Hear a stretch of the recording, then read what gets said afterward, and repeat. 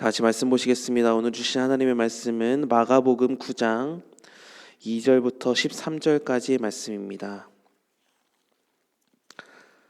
마가복음 9장 2절부터 13절까지의 말씀 우리 함께 합독하시겠습니다. 엿새 후에 예수께서 베드로와 야고보와 요한을 데리시고 따로 높은 산에 올라가셨더니 그들 앞에서 변형되사 그 옷이 광채가 나며 세상에서 빨래하는 자가 그렇게 희게 할 수 없을 만큼 매우 휘어졌더라. 이에 엘리야가 모세와 함께 그들에게 나타나 예수와 더불어 말하거늘 베드로가 예수께 고하되 랍비여 우리가 여기 있는 것이 좋사오니 우리가 초막 셋을 짓되 하나는 주를 위하여 하나는 모세를 위하여 하나는 엘리야를 위하여 하사이다 하니 이는 그들이 몹시 무서워하므로 그가 무슨 말을 할지 알지 못함이라. 마침 구름이 와서 그들을 덮으며 구름 속에서 소리가 나되 이는 내 사랑하는 아들이니 너희는 그의 말을 들으라 하는지라. 문득 둘러보니 아무도 보이지 아니하고 오직 예수와 자기들 뿐이었더라. 그들이 산에서 내려올 때에 예수께서 경고하시되 인자가 죽은 자 가운데서 살아날 때까지는 본 것을 아무에게도 이르지 말라 하시니 그들이 이 말씀을 마음에 두며 서로 문의하되 죽은 자 가운데서 살아나는 것이 무엇일까 하고 이에 예수께 묻자와 이르되 어찌하여 서기관들이 엘리야가 먼저 와야 하리라 하나이까. 이르시되 엘리야가 과연 먼저 와서 모든 것을 회복하거니와 어찌 인자에 대하여 기록하기를 많은 고난을 받고 멸시를 당하리라 하였느냐. 그러나 내가 너희에게 이르노니 엘리야가 왔으되 기록된 바와 같이 사람들이 함부로 대우하였느니라 하시니라. 아멘. 복음을 한마디로 정의할 수 있다면 이렇게 말할 수 있습니다. 그리스도의 죽음과 부활을 믿는 것입니다. 그리스도께서 우리 죄를 위하여 죽으시고 장사 지는 바 되셨다가 사흘 만에 다시 살아나신 것, 이것이 복음의 핵심 진리입니다. 요한복음 11장 25절 26절에는 이런 말씀이 있습니다. 예수께서 이르시되 나는 부활이요 생명이니 나를 믿는 자는 죽어도 살겠고 무릇 살아서 나를 믿는 자는 영원히 죽지 아니하리니 이것을 내가 믿느냐. 아멘. 여러분은 예수 그리스도의 죽으심과 부활하심을 믿으십니까? 예수님의 십자가의 죽으심과 부활하심의 영성이 흔들림 없이 여러분의 신앙 안에 깊이 뿌리 박혀 있기를 주님의 이름으로 축복합니다. 여기서 중요한 것은 신앙생활하면서 간혹 우리 안에 그리스도의 십자가의 보혈과 죄 사함만을 강조하는 경향이 있지만 복음은 결코 부활 신앙이 없이는 완성될 수 없다는 것입니다. 부활이 없다면 기독교는 다른 종교와 같은 이론에 불과했을 것입니다. 그러나 죽음을 최초로 이기시고 우리의 죽음까지 이기실 것을 약속해 주신 예수 그리스도의 부활이 있기 때문에 우리의 복음은 세상의 다른 종교와 다른 것이며 기독교의 절대 신앙의 뿌리가 될 수 있었습니다. 이처럼 예수 그리스도의 부활은 기독교의 정체성이라고 말할 수 있을 만큼 중요한 사건이었습니다. 이 때문에 기독교를 반대하는 자들은 그리스도의 부활 사건을 부인하며 때로는 예수 그리스도의 부활 사건이 한 신화다라고 주장하면서 기독교를 끊임없이 공격해 왔습니다. 그러나 예수 그리스도의 부활은 실제했던 역사적 사건임을 성경의 사복음서 기자들이 한결같이 증언하고 있고 바울과 같은 초대교회의 증인들이 명확하게 증언하고 있습니다. 바울은 고린도 교회 성도들에게 편지하면서 그리스도의 부활에 대해서 이렇게 언급했습니다. 고린도전서 15장 12절부터 19절까지의 말씀인데요. 길지만 잘 들어보시기 바랍니다. 그리스도께서 죽은 자 가운데서 다시 살아나셨다 전파되었거늘 너희 중에서 어떤 사람들은 어찌하여 죽은 자 가운데서 부활이 없다 하느냐. 만일 죽은 자의 부활이 없으면 그리스도도 다시 살아나지 못하셨으리라.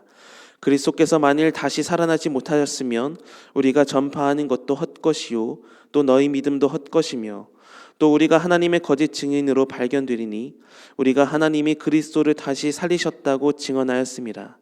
만일 죽은 자가 다시 살아나는 일이 없으면 하나님이 그리스도를 다시 살리지 아니하셨으리라.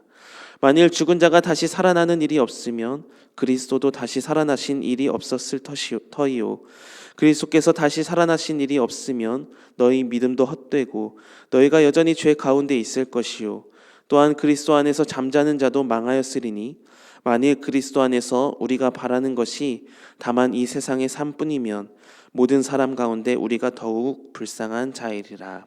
아멘. 이 말씀은 사도 바울이 고린도 교회를 향해 부활 신앙은 참 진리다라는 것을 설명하고 있는 말씀이죠. 예수 그리스도는 십자가에서 죽으셨고 부활하셔서 잠자는 자들의 첫 열매가 되셨다라는 말씀입니다. 이처럼 부활 신앙을 믿지 못한다면 우리의 믿음은 헛것이라고 바울은 말씀하고 있죠. 그러므로 우리가 반드시 예수님과 함께 부활할 것을 소망으로 가지며 살아가야만 합니다. 오늘 본문은 지난 말씀에서 예수님은 제자들에게 자신이 고난을 받고 죽어야 할 것과 사흘 만에 부활한다는 것을 말씀하시고 난 후 6일이 지났을 때의 일입니다. 예수님은 베드로와 야고보와 요한을 데리시고 높은 산에 올라가셨습니다. 그곳에서 예수님의 모습은 변형이 되었는데 예수님의 옷이 매우 희어지고 빛이 났습니다. 또 엘리야와 모세가 나타나서 예수님과 대화하는 장면까지 소개되고 있습니다. 이 변화산 사건은 여러 가지 의미로 해석할 수 있겠지만 오늘 우리가 집중해서 묵상할 부분은 예수님의 변화와 엘리야, 모세의 등장은 장차 부활할 우리의 모습을 예표하고 있는 것입니다. 그래서 오늘 우리는 부활한 후에는 어떤 모습이 나타나게 될지, 그래서 오늘을 우리가 어떻게 살아가야 될지 함께 생각해 보고자 합니다. 먼저 부활한 후에 우리의 모습은 예수님처럼 변형된 모습처럼 하나님이 주신 영광의 광채가 나타나게 될 것입니다. 오늘 본문 3절의 말씀을 보면 예수님의 옷이 세상에서 빨래하는 자가 그렇게 희게할 수 없을 만큼 매우 흰 광채가 나타났다 이렇게 말씀해요. 또 오늘 본문과 병행 구절인 마태복음 17장 2절의 말씀을 보면 그 얼굴이 해같이 빛나며 옷이 빛과 같이 희어졌다 이렇게 말씀합니다. 즉 이 말씀은 우리가 그리스도와 함께 부활한다면 우리의 몸은 늙거나 병드는 몸이 아니라 썩지 아니할 몸으로 부활하게 되며 우리의 옷은 거룩함을 입어서 죄로 얼룩진 옷이 아니라 예수 그리스도의 보혈로 깨끗함을 받아 아주 희어진 옷을 입게 될 것을 예표하는 말씀입니다. 고린도전서 15장 42절부터 44절의 말씀을 세번역 성경으로 읽으면 이러합니다. 죽은 사람들의 부활도 이와 같습니다. 썩을 것으로 심는데 썩지 않을 것으로 살아납니다. 비천한 것으로 심는데 영광스러운 것으로 살아납니다. 약한 것으로 심는데 강한 것으로 살아납니다. 자연의 몸으로 심는데 신령한 몸으로 살아납니다. 자연의 몸이 있으면 신령한 몸도 있습니다. 이렇게 말씀해요. 우리는 이 땅에서 살아가는 동안 부활 소망을 품어야 합니다. 우리의 연약함은 잠깐이고 우리는 영광의 몸으로 부활할 것입니다. 우리는 예수님과 같이 변형될 것이며 영광된 부활의 몸으로 하나님 나라에서 영원한 안식과 기쁨을 누리게 될 것입니다. 그러므로 오늘 하루를 지내면서 수많은 어려움과 아픔이 찾아올 때 장차 다가올 부활 소망을 품으며 위로를 받으십시오. 우리의 수고를 그치고 쉬는 날 우리는 부활의 영광을 입게 될 줄 믿습니다. 그렇다면 예수님은 왜 제자들 앞에서 이 부활의 예표를 보여주신 것일까요? 제자들로 하여금 마음의 확신을 갖길 원하셨기 때문입니다. 세상에서 가장 두려움이 없는 사람은 죽음을 무서워하지 않는 사람이라고 합니다. 목숨을 걸면서까지 자신이 이루고자 하는 목적을 이루는 사람을 보면 그 사람의 마음가짐이 대단하다는 것을 우리는 느끼지 않습니까? 이와 마찬가지입니다. 예수님은 변화산 사건을 통해서 베드로와 야고보와 요한이 죽음을 두려워하지 않고 복음을 위해 살아가는 인생이 되기를 원하셨던 것이죠. 그렇다면 복음을 타협하지 않고 살아가려면 확실한 체험이 있어야 했기 때문에 죽음의 고통보다 훨씬 영광스러운 삶이 죽음 이후에 있다는 사실을 보여주시기 위해서 예수님은 변화산 사건을 제자들에게 보여주신 것입니다. 또한 오늘 본문 4절에서는 모세와 엘리야가 예수님 곁에 나타나 얘기를 하는 장면을 소개하는데요. 모세는 율법을 대표하고 엘리야는 예언을 대표하여서 예수님이 율법과 예언을 완성하신 구원자다 이것을 뜻하기도 하지만 오늘 우리가 좀 더 집중해서 살펴본 것은 모세는 죽은 자들의 대표고 엘리야는 산자들의 대표다라는 것입니다. 모세는 가나안 땅을 눈앞에 두고 느보산에서 하나님의 부르심을 받은 사람이죠. 엘리야는 엘리사의 눈앞에서 불말과 불병거가 하늘에서 내려와서 엘리야를 하늘로 데려갔습니다. 죽지 않고 하나님 나라에 입성한 사람이 엘리야죠. 그래서 예수님께서 재림하시는 날에 모든 자들이 무덤에서 일어나 예수님을 맞이할 것인데, 모세는 죽은 자들의 대표로서 예수님을 맞이할 것이고 엘리야는 산자들의 대표로서 예수님을 맞이할 것을 보여주고 있는 것이죠.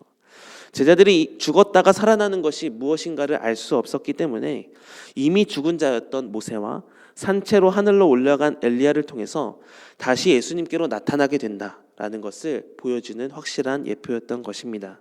이를 통해서 제자들이 부활이 있다는 것을 확신하며 앞으로의 사명의 길에서 죽임을 당하더라도, 또 죽지 않고 주님의 재림을 맞이하더라도 제자들이 주님과 함께 다시 나타날 것을 믿으며, 더 나아가 지금 제자들이 함께하는 예수님이 그리스도이심을 온전히 믿고 이제는 예수님이 명하시는 사명의 길을 온전히 걷기를 원하셨던 것입니다. 사랑하는 성도 여러분, 우리도 오늘 말씀을 들으면서 부활에 대한 확신을 갖는 믿음이 있기를 소망합니다. 이 세상은 끝이 아닙니다. 우리는 영원한 나라, 하나님의 나라에서 영광스러운 모습으로 변형되어 살아가게 될 줄 믿습니다. 그러나 오늘 우리의 삶은 부활 신앙이 아무런 필요가 없다고 생각이 듭니다. 너무 먼 이야기라고 느껴지기도 하고 나랑은 상관없는 신앙이라고 생각이 들 수도 있습니다. 하지만 오늘부터 우리가 예수님이 메시아이심을 인정하며 오늘부터 우리가 죽은 후에 부활이 있다, 부활의 확신을 가지고 삶을 살아가게 된다면 우리의 인생은 달라질 것이다, 예수님을 말씀하십니다. 잠시 잠깐의 고난에 우리의 마음이, 우리의 믿음이 흔들리지 않게 될 것이고, 부활의 소망이 있다면 죽음이 우리의 앞을 가릴지라도 죽음 너머에 주실 부활을 소망하며 인생을 결코 헛되이 살아가지 않게 될 것이다, 주님은 말씀하십니다. 로마서 8장 18절에는 이런 말씀이 있습니다. 생각하건대 현재의 고난은 장차 우리에게 나타날 영광과 비교할 수 없도다.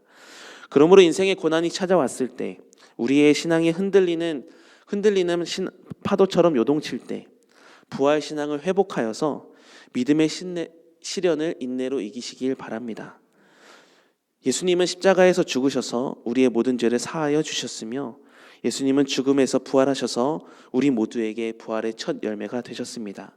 우리도 그 주님과 함께 있으면 죄사함을 받게 되고, 우리도 그 주님과 함께 연합하면 주님께서 부활하셔서 영광스러운 모습으로 변형되셔서 영원을 누리시는 것처럼 우리도 이 땅의 수고를 마치고 영광스러운 몸으로 변형되어서 우리의 신앙의 선배들과 함께 영원한 나라에서 참된 안식을 누리게 될 줄 믿습니다. 바라기는 남은 인생을 부활 소망을 가지고 살아가시기 바랍니다. 예수님을 향한 신앙을 잃지 않으며 살아가시기 바랍니다.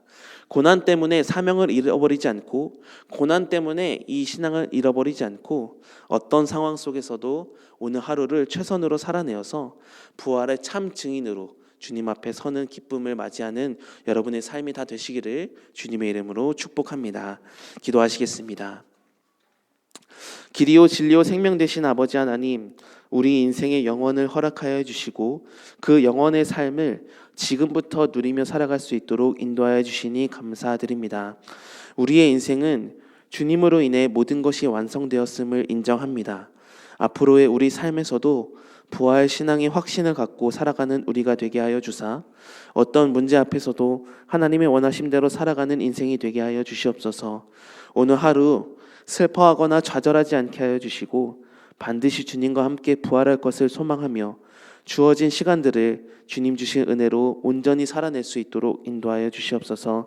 오늘도 기도 제목을 가지고 나온 주의 성도들의 소리를 주님 들어주시고 기도 응답의 역사가 나타날 수 있도록 하나님의 축복을 더하여 주시옵소서. 감사드리며 이 모든 말씀 예수님의 이름으로 기도드립니다. 아멘.